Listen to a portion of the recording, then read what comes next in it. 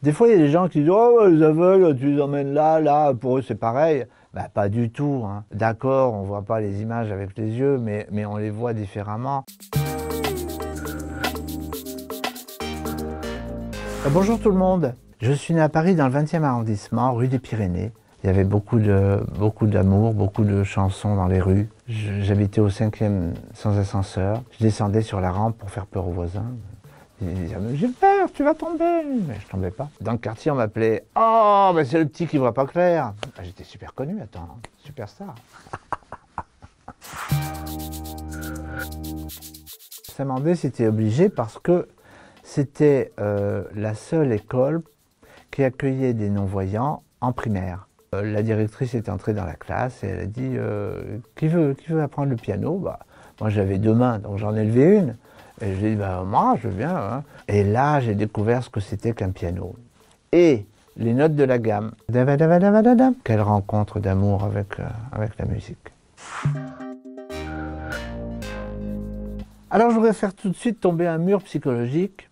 Des fois, il y a des gens qui disent «Oh, les aveugles, tu les emmènes là, là, pour eux c'est pareil». Ben, pas du tout, hein. Évidemment pas du tout. D'accord, on ne voit pas les images avec les yeux, mais on les voit différemment. Entre l'océan Atlantique et la Méditerranée, ça n'a rien à voir. On ressent l'air qui est différent, on ressent les voix des gens, les intonations des gens dans les voix, les accents des gens. J'aime bien aller au Pays Basque, à côté d'Anglet. Parce qu'on peut prendre un petit bateau, en 3 minutes, on est à Fontarabie en Espagne. C'est génial. Et puis, il y a de la thalasso là-bas, du côté d'Hendaye. Chaque fois que j'arrive quelque part, je dis à mon épouse, oh, ce serait tellement cool d'avoir une petite maison là. Alors elle me dit, oh, ben non, je comprends, toi, partout où tu veux une petite maison, c'est pas possible. Ah ben dans l'Allier, il y a un petit village qui m'est très cher, ça s'appelle Saint-Léon. Parce que ma grand-mère habitait là, prenait le train depuis Paris, et puis après, il fallait prendre le car. Et le car, il passait qu'une fois par jour, à 18h30. On arrivait à l'heure de la messe du soir, puisqu'il y avait les cloches qui tintaient. Et il y avait tout d'un coup ce parfum de campagne extraordinaire, un mélange de bois qui brûle dans les cheminées, de clapier aussi, hein, l'odeur des lapins et tout ça. Les fermiers, bah, ils n'avaient jamais vu de petits garçons non-voyants. Et ils m'ont fait toucher les animaux, ils m'ont fait comprendre comment c'était. J'allais tous les jours ramasser les œufs dans le poulailler. Bah, pour vous qui m'écoutez, ça peut paraître anodin, mais pour moi, ça voulait dire beaucoup. C'est peut-être un détail pour vous. Vous savez que je fais toujours ça. Je prends un œuf tout frais, évidemment, du poulailler. Et puis je fais tac sur le mur, un petit trou, et je gobe l'œuf, c'est super bon. Mais non, ne pensez pas, oh, c'est dégueulasse, pas du tout. C'est très bon un œuf frais. Mais il ne faut pas faire ça avec un œuf que vous achetez en supermarché, hein, jamais.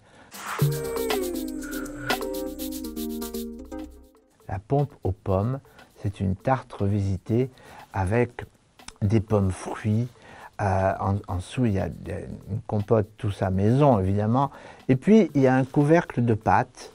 Et c'est juste fantastique. Il y a un autre gâteau du Bourbonnais qui se trouve encore moins, ce sont les allumettes. Les allumettes, c'est un feuilletage, il n'y a rien dedans, hein, avec du sucre glace, mais c'est extraordinairement bon, c'est super bon. Mais il faut ramer pour trouver un pâtissier qui en fait encore, mais il y en a un ou deux encore.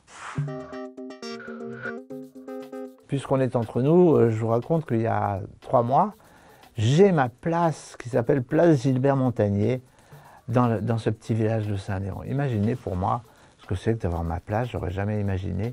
Donc ça m'arriverait. C'est une grande émotion parce que je me dis que mes parents, mes grands-parents seraient sûrement et sont sûrement très fiers de ça. Et bien pour faire ça, dans un vieux grenier, par exemple dans l'Allier, avec du foin. Ben oui, coucher dans le foin avec du soleil pour témoin. Moi, je trouve que ça serait bien de prendre l'Orient Express. On va pas peut-être jusqu'au bout de la ligne, hein, pas jusqu'à Pékin là-bas, mais on peut même faire Paris-Venise. Mais c'est quand même pas très bon marché cette affaire. Hein. Alors là, vous avez aiguisé mon appétit et mes sens. Incroyable. Faut que je me calme.